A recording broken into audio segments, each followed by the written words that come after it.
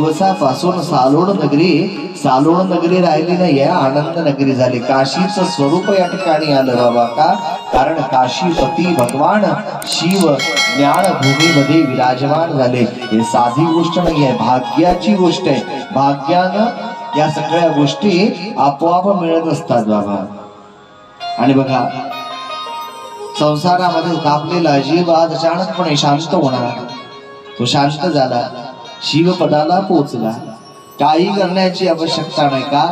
कारण कथेच्या मंडपामधून कथा श्रवण करून त्या कथेचा आनंद प्राप्त करून तो जीव परमानंदामध्ये विलीन झाला. भगवान शिव परमानंद प्रदान करणारे देवता आहे. त्या दिवशी सांगितलं, भगवान शिव संहार म्हणजे संहार करत नाही, तर त्याला मुक्ती प्रदाता म्हटल्या गेलंय.